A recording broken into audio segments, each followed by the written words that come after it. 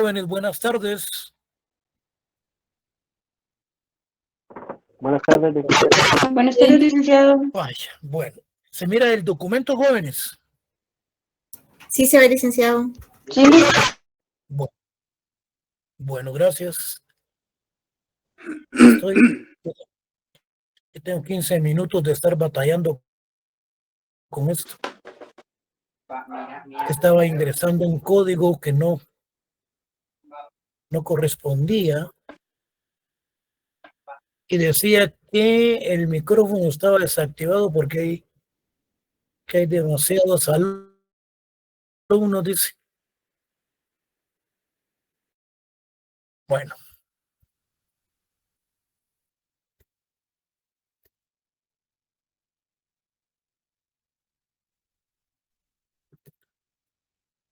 Bueno, jóvenes, buenas tardes. Buenas tardes, licenciado. Se mira el documento, ¿verdad? Sí, se mira. Sí. Sí se mira bien. Bueno. Gracias.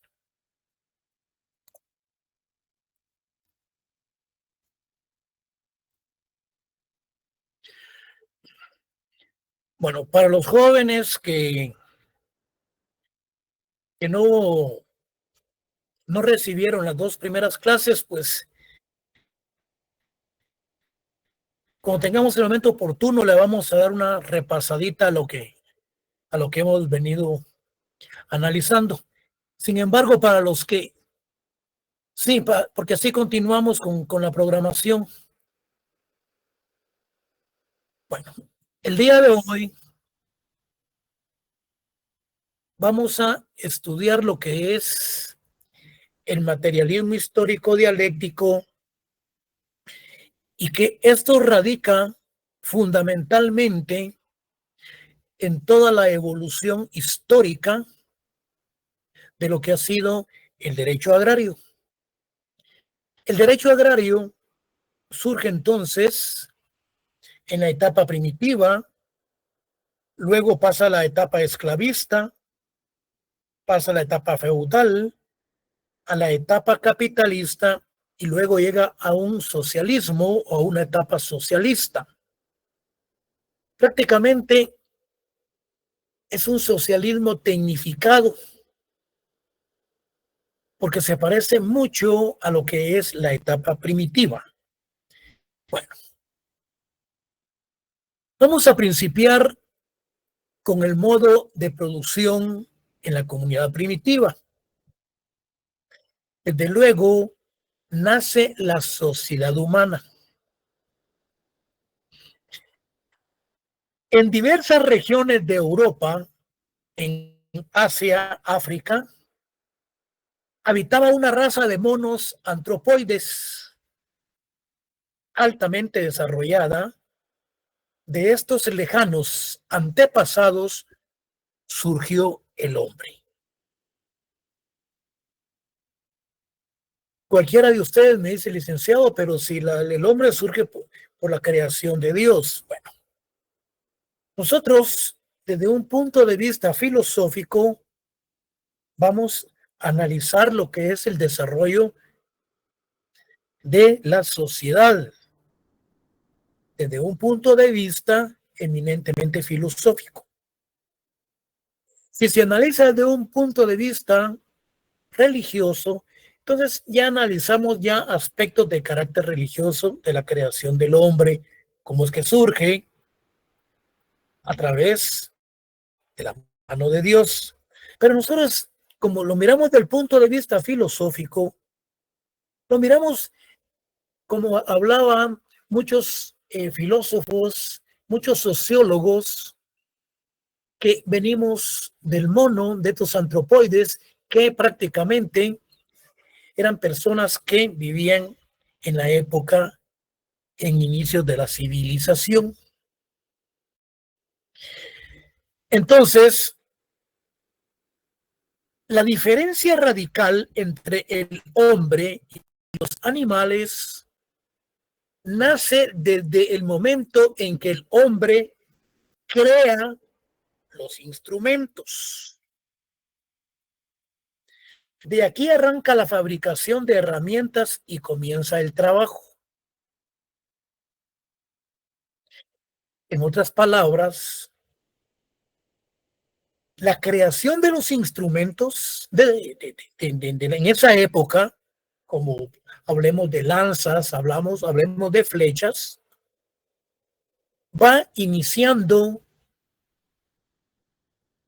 el desarrollo y el trabajo. Entonces, los antepasados vivían en hordas o en manadas, y a esto se le llamaban cosmopolitas, porque cuando hablamos de manadas, estos se iban desarrollando en determinados lugares dependiendo las épocas. En los momentos precisos donde habían lluvias, pues ahí caminaban las manadas, caminaban en hordas, estos grupos primitivos en busca de su bienestar en los momentos precisos en determinadas épocas. La aparición del hombre significó al mismo tiempo la aparición de la sociedad humana. Lo que yo les mencionaba de la etapa primitiva, con un socialismo tecnificado actualmente, decimos entonces que el trabajo en común de los hombres condujo la aparición también al desarrollo del lenguaje articulado. Las condiciones de vida material en la sociedad primitiva se dio el perfeccionamiento de los instrumentos de trabajo. Y las primeras herramientas del hombre fue la piedra toscamente tallada y el palo. La primera herramienta del hombre, su primera herramienta de trabajo, fue la piedra tallada y el palo. Todo lo cazado lo consumían en común. Fueron antropófagos. Es decir, que también se comían la carne, comían carne humana. Posteriormente de la creación de la piedra, de la creación de los instrumentos, viene el descubrimiento del fuego. El hombre primitivo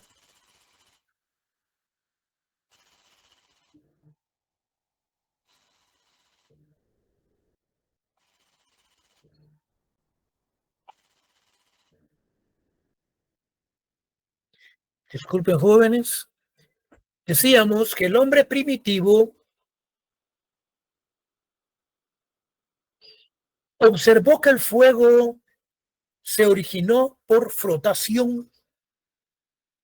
El fuego fue utilizado para la preparación de instrumentos de producción, protegió al hombre del frío, ayudaba a protegerse de las fieras y a cocinar los alimentos.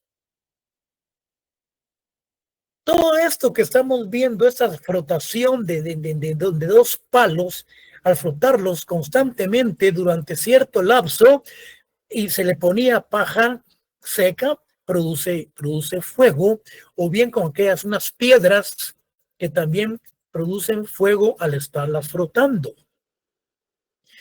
Esto que nosotros estamos viendo en este momento, ustedes lo vieron en la introducción, en el pensum de la introducción de la carrera, cuando vieron el desarrollo de las civilizaciones y vieron en el curso sociológico.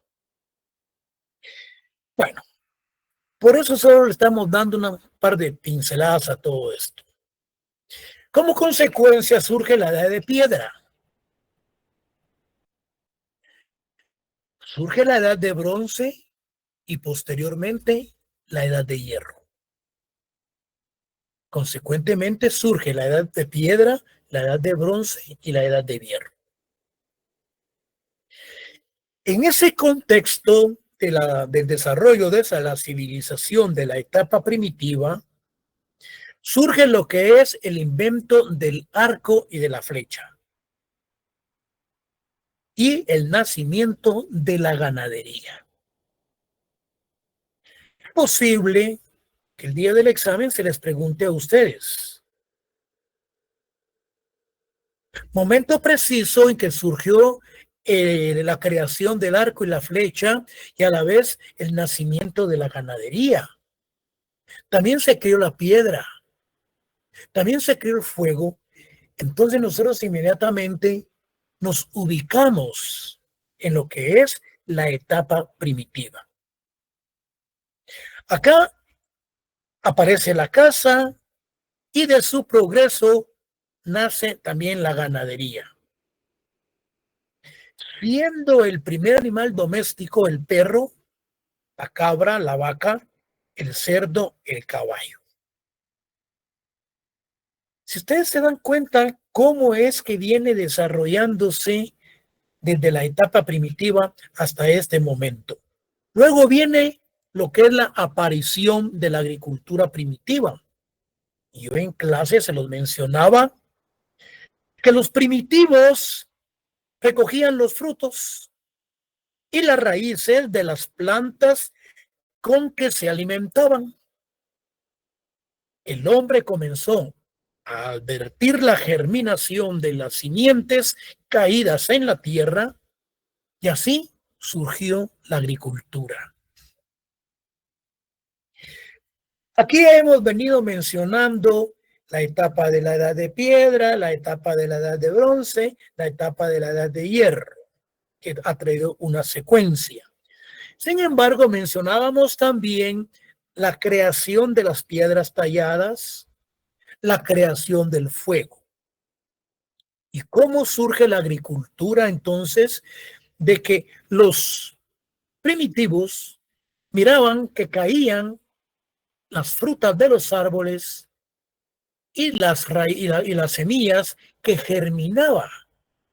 Se dieron cuenta entonces la primera forma de la aparición en la agricultura en la etapa primitiva. Ahora bien, ¿cuáles fueron las relaciones de producción de la sociedad primitiva? Podría ser una pregunta de examen. Las relaciones de producción en la sociedad primitiva, entonces teníamos la división natural del trabajo. En el régimen de la comunidad primitiva, la base de las relaciones de producción es la propiedad en común sobre los medios de producción. Y significa entonces que este sistema primitivo tiene mucha similitud con lo que es un socialismo, solo que hoy un socialismo eminentemente tecnificado. ¿Quién tiene los medios de producción actualmente? El Estado, en un sistema socialista, en donde trabajan las personas y su misma producción el Estado la recibe nuevamente para repartírsela supuestamente en una forma equitativa a la sociedad. En consonancia con el carácter de las fuerzas productivas de este período. Mencionábamos en dónde están las fuerzas productivas. Las fuerzas productivas, en la mano del hombre, están en los campos, en los instrumentos de producción. Pero en esa época se encontraban, esas fuerzas productivas se encontraban en la sociedad primitiva. La propiedad personal solamente eran las armas. Lo único, fíjense ustedes, que era algo eminentemente personal, lo tenían como las armas. Lenin decía que el carácter social de la producción en este régimen se extendía solamente a los miembros de una comunidad. Es decir, si existían otras comunidades, otros contextos sociales en la comunidad primitiva, ese régimen solamente era para los miembros de dicha sociedad, de dicha comunidad. Entonces, al principio los hombres vivían en manadas, en hordas. Eran cosmopolitas, que eran personas que vivían viajando en determinados lugares, dependiendo los momentos, dependiendo las épocas y los lugares hacia donde ellos se trasladaban. Más tarde, fíjense, en esta etapa apareció la economía primitiva y el crecimiento de la población fue formándose la organización gentilicia de la sociedad, ocupando la posesión dominante la mujer. ¿En qué? Cuando nos referimos al materialismo histórico dialéctico y hablamos de la organización gentilicia, esa sociedad, ¿en qué momento preciso surge a la vida en ese contexto social? En la etapa primitiva. Entonces, la organización gentilicia de la sociedad primitiva ocupaba la posición dominante la mujer.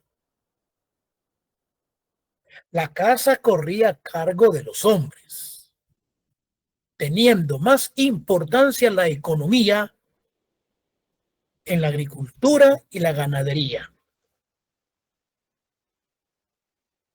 Tenía más importancia con respecto a la economía, la agricultura y la ganadería. Forma de vida más segura que la casa. Las fuerzas productivas, entonces, si nosotros hablamos actualmente, las fuerzas productivas están en el campo, están en la mano de obra, están en los instrumentos de labranza. Las fuerzas productivas fueron, entonces, la agricultura y la ganadería. Fue lo que más se desarrolló. El matriarcado, durante cierto tiempo, le dejó el puesto entonces al hombre y pasó a formar parte del patriarcado, existiendo en el último período del régimen de la comunidad primitiva. Ven qué interesante. Se habla del aspecto gentilicio, se habla de una economía de la agricultura y también de la ganadería. Surge también que en uno de los últimos inicios de la etapa primitiva, era la mujer la que dominaba, y posteriormente pasa a dominar lo que era el hombre con el sistema del patriarcado. La agricultura y la ganadería fueron uno de los sistemas económicos que más fortaleció, más que la caza y que la pesca. Entonces, nos preguntamos, la primera división social del trabajo fue la tribu de los pastores. Se formó el excedente de ganado, de ganaderos y agricultores, productos lácteos, carnes, pieles, lanas. Los productos agrícolas produjo al desarrollo del cambio. Ahora bien, aquí tenemos el surgimiento de la propiedad privada. El perfeccionamiento de los medios de producción hizo posible la economía individual por ser esta la más productiva. Pero en uno de los inicios decíamos que solamente los instrumentos personales, como los aspectos para defenderse, como la lanza, eran de carácter eminentemente privados. Bueno, en este régimen, la propiedad privada empezó aplicándose al ganado, extendiéndose gradualmente a los instrumentos de producción, siendo la tierra la que más tiempo se mantuvo como propiedad en común en la etapa primitiva. Hablamos también en un principio de la comunidad gentilicia. Pasó a ocuparlo la comunidad rural, la casa, la hacienda doméstica, el ganado. Todo pertenecía en propiedad a la familia. Quienes ejercían funciones de jefes, de caudillos, militares y sacerdotes, se enriquecieron, se apoderaron del patrimonio comunal, transformándose entonces en aristócratas o gentilicios, trasladando desde luego el poder a sus herederos. El trabajo en común fue sustituido por el trabajo individual. La propiedad social pasó a la propiedad privada y el régimen gentilicio ya vino a darse la división o las sociedades en clases: alta, media, baja, alta, alta, alta, media, media, media, media, baja, de acuerdo a cierta estratificación social, si nosotros quisiéramos actualizarla o ponerlo en pleno siglo. Entonces, la base fundamental de las relaciones de producción en la comunidad primitiva es la propiedad en común sobre los medios de producción. Entonces, nos preguntamos, ¿cuál es la base fundamental de las relaciones de producción en la comunidad primitiva? De acuerdo a todo el contexto de que hemos venido desarrollando en ese orden, es la propiedad en común sobre los medios de producción. La base fundamental de las relaciones de producción, esa relación que existía entre los miembros de la sociedad, todos los medios lo utilizaban en una forma comunal. Entonces no tenemos por qué perdernos. Los medios fundamentales en la comunidad primitiva sobre la base de las relaciones de producción se encontraban entonces en la sociedad. En otras palabras, la base fundamental de las relaciones de producción en la comunidad primitiva es la propiedad en común sobre los medios de producción. ¿Y cuáles son los medios de producción? La agricultura, la tierra, la mano de obra, los instrumentos, los medios de producción. Al agotarse ese sistema primitivo, es decir, que tenía que pasar a otra fase por el mismo desarrollo por el mismo desarrollo que se venía dando en esa etapa primitiva. Y como consecuencia, ya al tener ciertas formas de sistemas de gobierno, surge entonces lo que es el régimen esclavista. El régimen esclavista, entonces, el paso de la barbarie, el paso de la etapa primitiva al esclavismo, se realizó en el Antiguo Oriente, en la Mesopotamia. No confundir, pon atención, no confundir la Mesopotamia con la Patagonia. La Patagonia lo tenemos aquí en América, a finales del cono sur, Ecuador. Sí, la Mesopotamia ocupa parte de Irak, Turquía, Siria, entre los ríos Tigres y el Éufrates. La Mesopotamia. Entonces, el paso de la barbarie al esclavismo se realizó en el Antiguo Oriente, conformado por la Mesopotamia. Y la Mesopotamia ocupa parte de Irak, Turquía, Siria, entre los ríos Tigres y el Éufrates.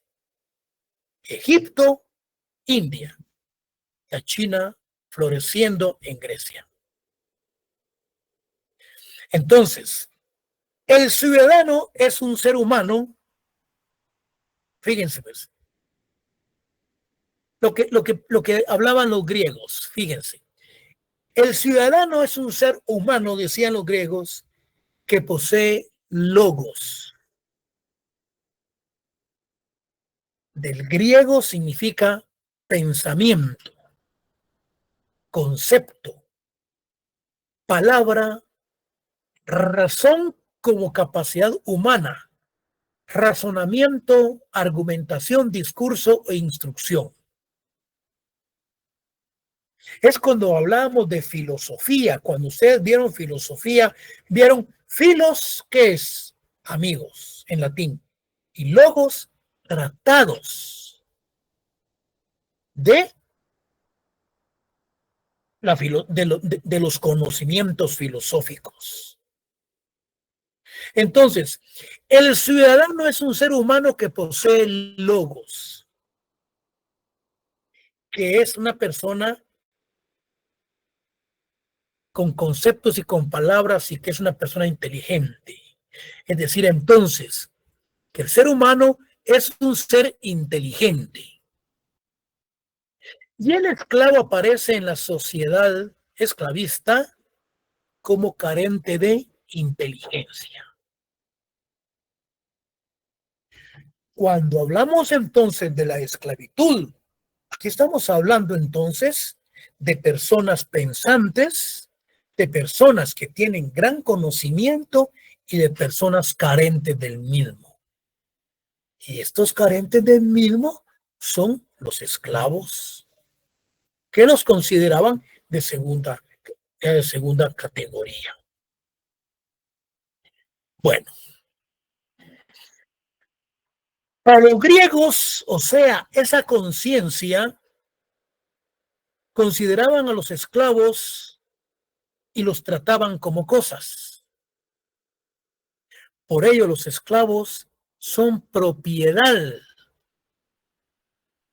de los que poseen logos, o bien de las personas que tienen conceptos, de las personas pensantes. ¿Y cuál era la economía esclavista?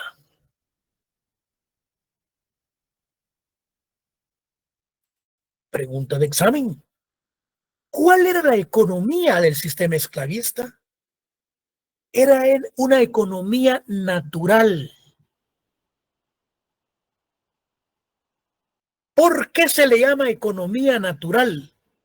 Aquella en que todos los productos del trabajo se destinan a ser consumidos dentro de la misma hacienda que los produce.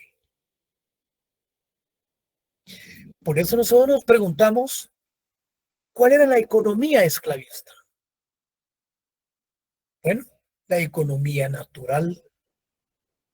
¿Y por qué se le considera economía natural?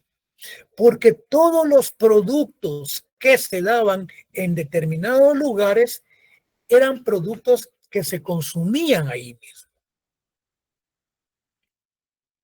Los campesinos, o sea, los esclavos, mantenían una economía natural,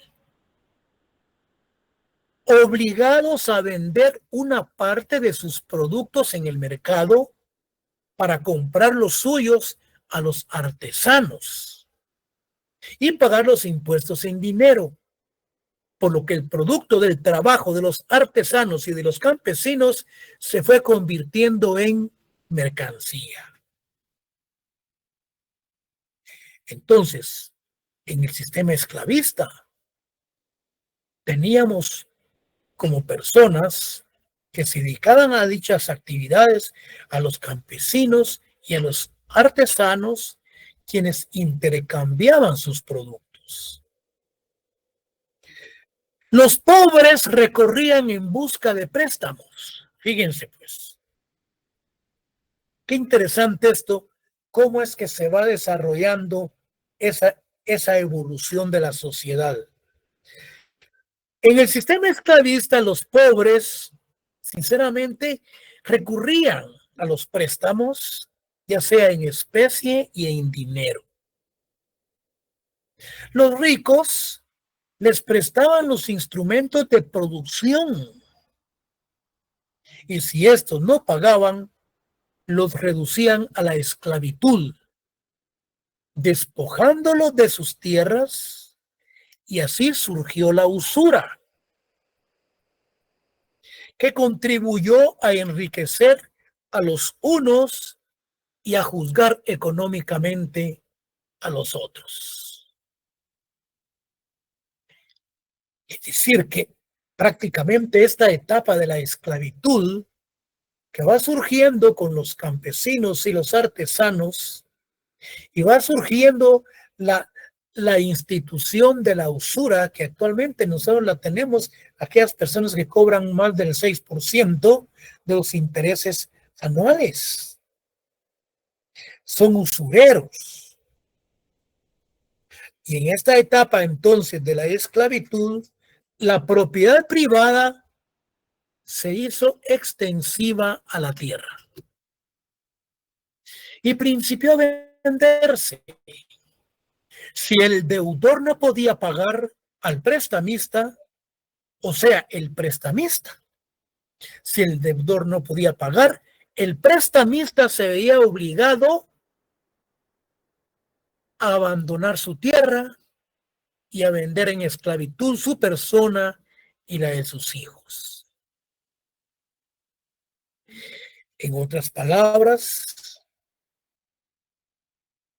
en las condiciones cuando el deudor no podía pagar, prácticamente perdía sus tierras, prácticamente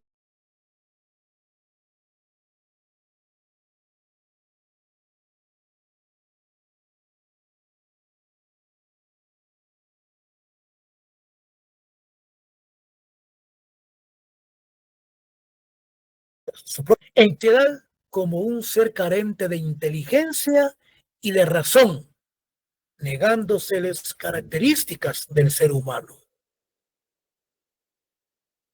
Cuando hablábamos de los logos, cuando hablamos de la filosofía, la ciencia que tiende el estudio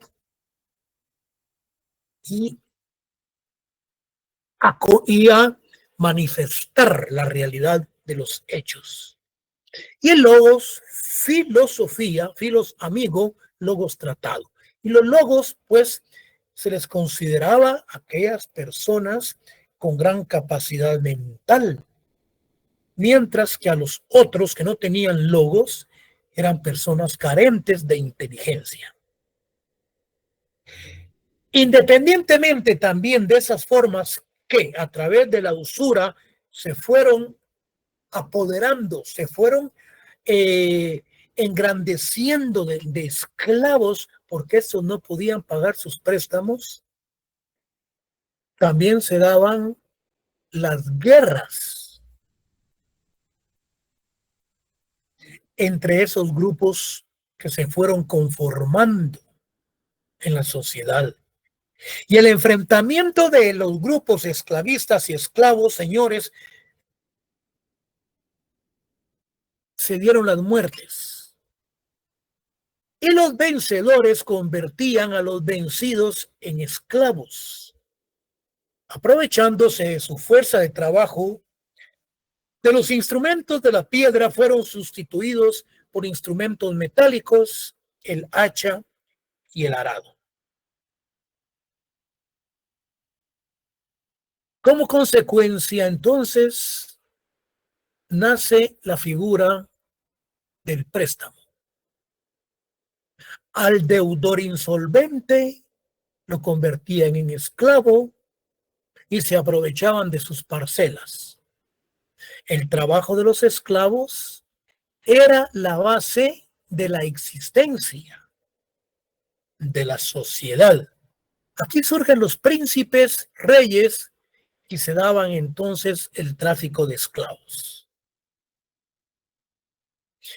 En la sociedad esclavista se da entonces la segunda división del trabajo. ¿Cuál era la primera división del trabajo? En la etapa primitiva. Y la segunda división del trabajo se da en la etapa feudalista. El oficio manual entonces se separa de la agricultura. Se da la diferencia entre ricos, pobres, libres y esclavos. Entonces nos preguntamos, ¿cuál es la ley económica fundamental del sistema esclavista?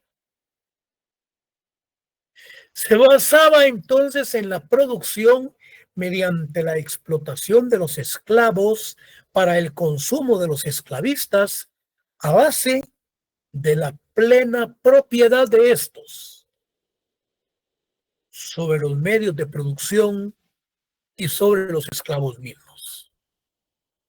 La esclavitud ya no producía entonces más de lo que costaba, por lo que desapareció.